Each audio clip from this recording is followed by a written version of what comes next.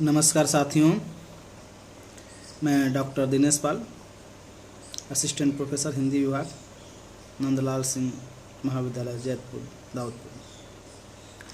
आज मैं BA part 1 के प्रथम पत्र के अंतर्गत सूफी काव्य के प्रतिनिधि कवि मलिक मोहम्मद जायसी पर बात करूँगा।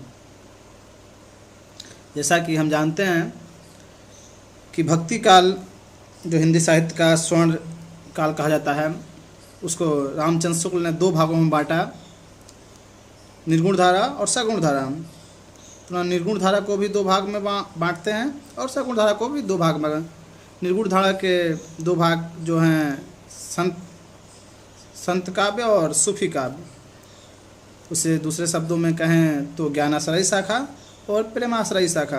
उसी तरह सगुण में भी 2 समूह बांटते हैं, राम भक्ति शाखा और कृष्ण भक्ति शाखा। तो निर्गुण धारा के ज्ञानाश्रयी शाखा के अर्थात सूफी काव्य के, सूफी परंपरा के प्रतिनिधि कवि के रूप में मलिक मोहम्मद जायसी को जाना जाता है। जबकि कई और भी कवि हैं सूफी में, जैसे कुतुबन मंजन। तो उसमें मलिक मोहम्मद जायसी, सबसे पहले तुम जान लें कि मलिक मोहम्मद जायसी का परिवेश क्या था, मतलब कहाँ के रहने वाले थे।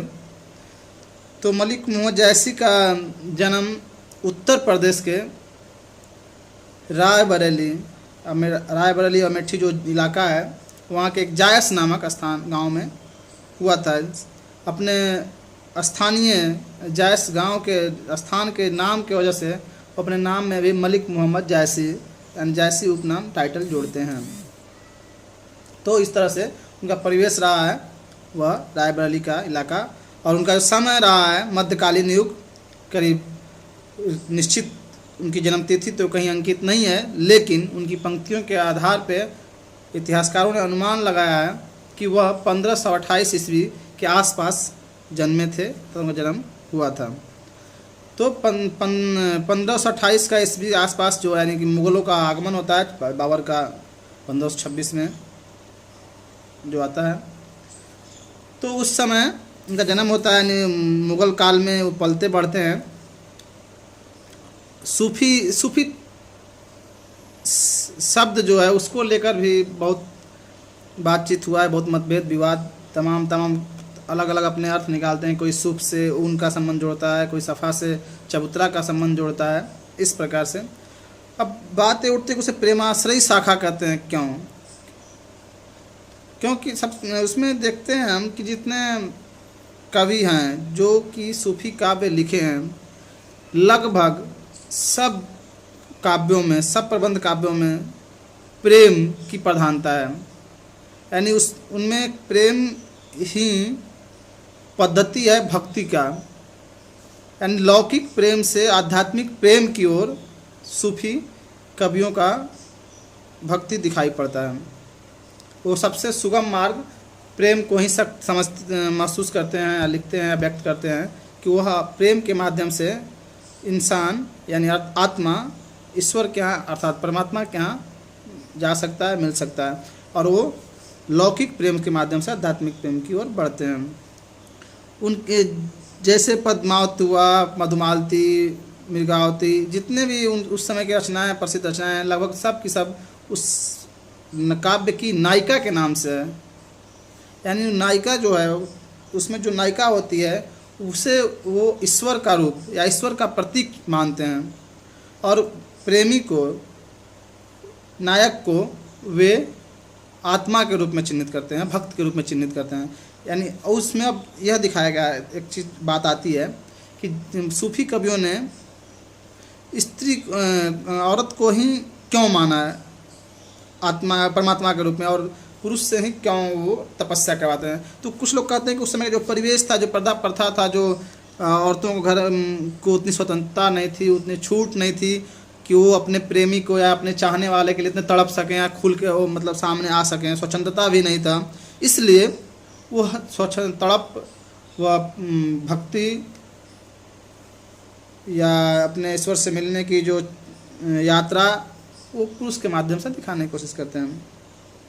तो मलिक मोहम्मद जायसी के रचनाओं की बात जब होती है तो कहा जाता है कि उनकी लगभग 12 एक चीज़ रचनाओं से पहले एक वाक्य भी उनके बारे में जो आता है, कहीं परीक्षा में पूछना तो नहीं चाहिए पर पूछ ही देता है गलती से सही। रामचंद्र शुक्ल ने अपने इतिहास में लिखा है कि मलिक मोहम्मद जायसी देखने में काने और क्रूप थे।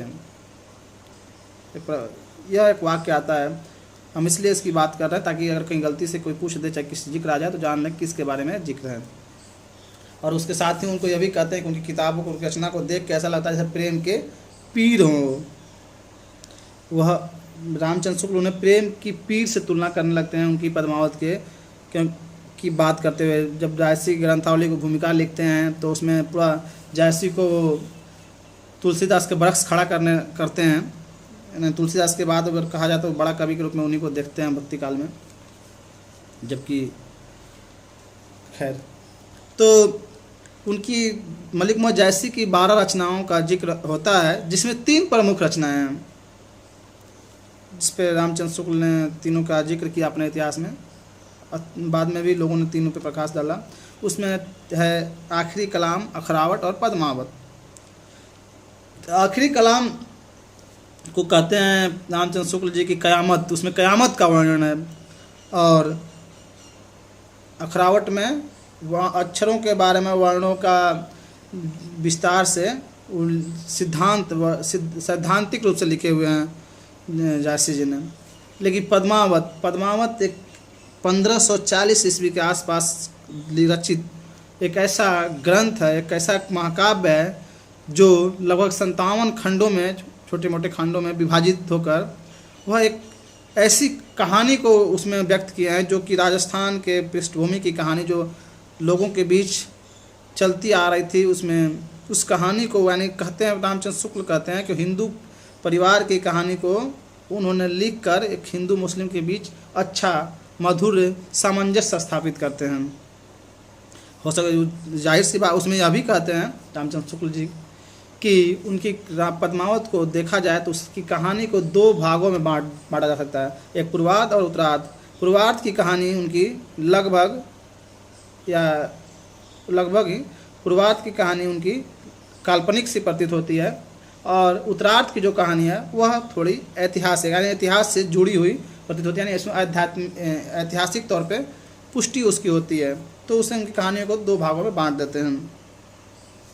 उन सूफी कवियों का या पद्मावत को ही उदाहरण रख के देखें तो उस समय के पहली बात तो यह है कि नायिका प्रधान सब काव्य हैं। उसमें कई देखा जाता है कि स्वप्न दर्शन से या सुग्गा या कुछ पक्षी के वर्णन से उनको सुनते हैं और नायिका के प्रति एक प्रेम उत्पन्न होता है और उसको चाहने के लिए, उसे पाने के लिए वो निकल पड़ते हैं। ज़्यादातर की यही कहानी ऐसी ही होती है। मैं जायसी के बारे में बात करते हुए मैं चाहता हूँ कि पद्मावत की संक्षेप में कहानी देखते हैं, जो कि रामचंद्र शुक्ल हिंदी साहित्य के इतिहास में संक्षेप में उसे लिखते हैं। कहानी शुरू करते हैं। वो सिंगल द्वीप के राजा गंधर्व सेन की कन्या पद्मावती रूप और गुण में जगत में अद्वितीय थी उसके योग्य वर कहीं न मिलता था। उसके पास हीरामन नाम का एक सुआ था जिसका वर्ण सोने के समान था और जो पूरा वाचाल और पंडित था। एक दिन वह पद्मावती से उसके वर न मिलने के विषय में कुछ कह रहा था कि राजा ने सुन लिया और बहुत कोप हुआ, यानी क्रोधित हुआ। सुआ यानी सुगा तोता राजा के डर से एक दिन उड़ गया। पद्मावती ने सुनकर बहुत विलाप किया, दुखित हुई।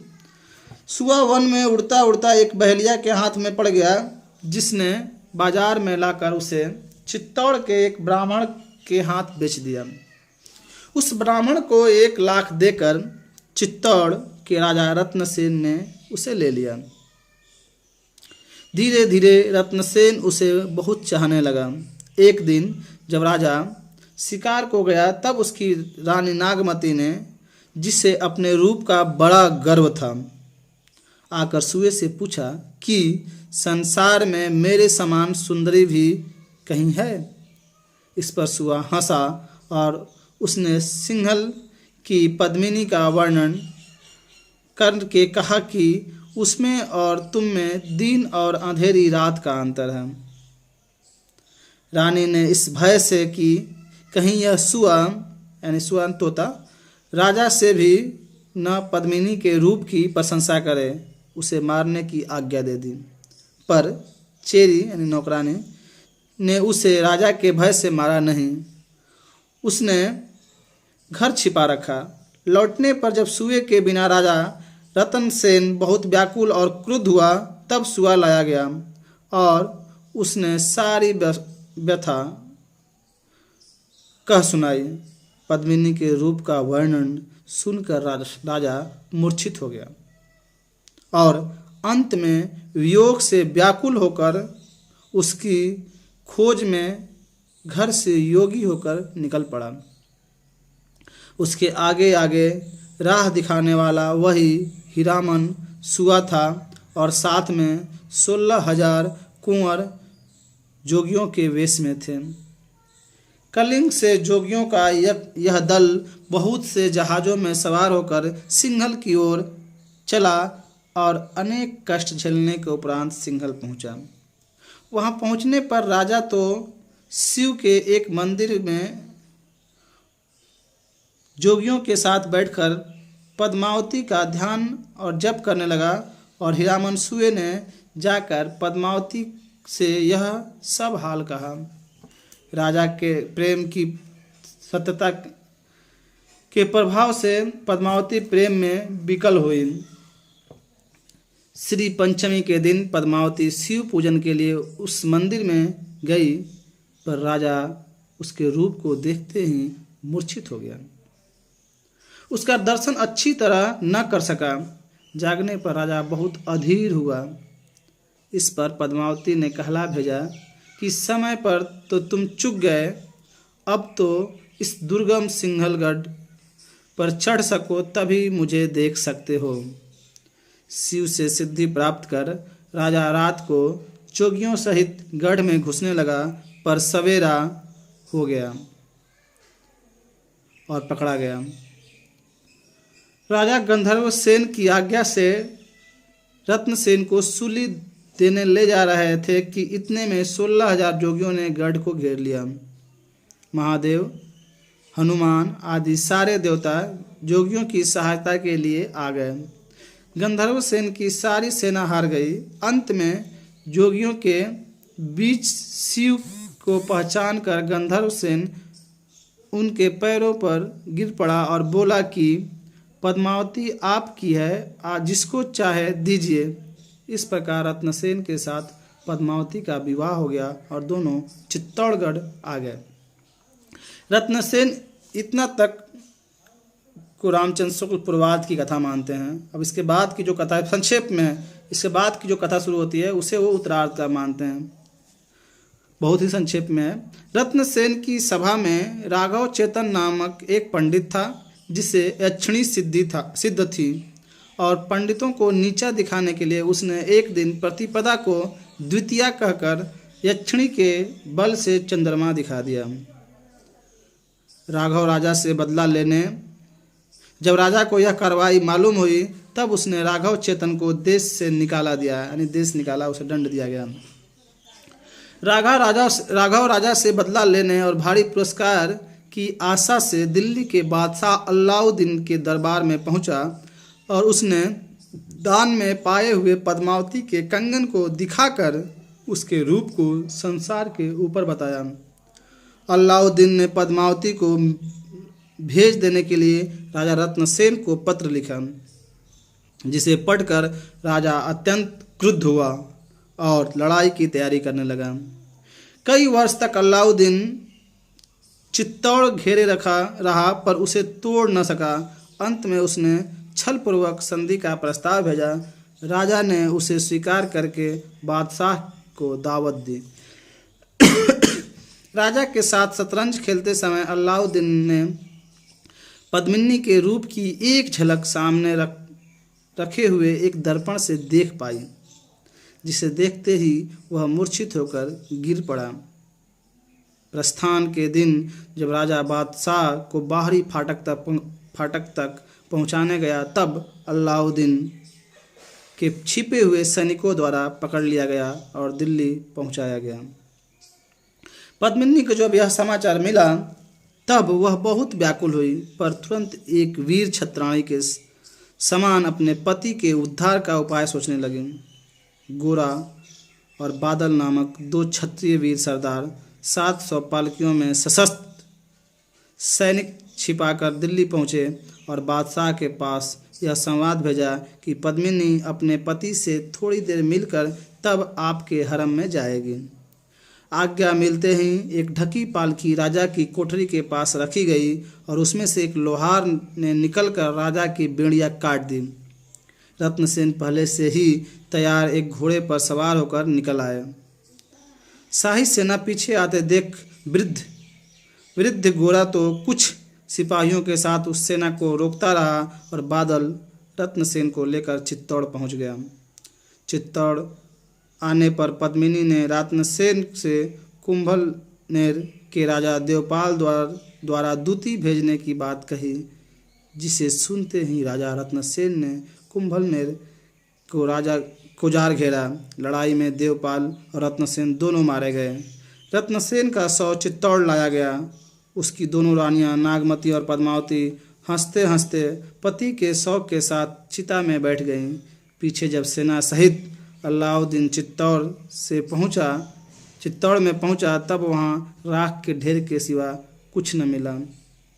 इस प्रकार से पद्मावत की कहानी खत्म होती है, यानी उसे सिर्फ राख का एक मुट्ठी ढेर मिलता है। तो यह कहानी पद्मावत का सारांश का तो संक्षेप में कथा का वो संदर्भ देते हैं, जिक्र करते हैं शुक्ल जी। ऐसे यह तो काव्यात्मक है, लंबी कहानी है विस्तार से। तो इस प्रकार से हम आज मलिक मोहम्मद जायसी के बारे में सब बहुत ही संक्षेप में जानने की या बताने की मैंने चेष्टा किया। धन्यवाद।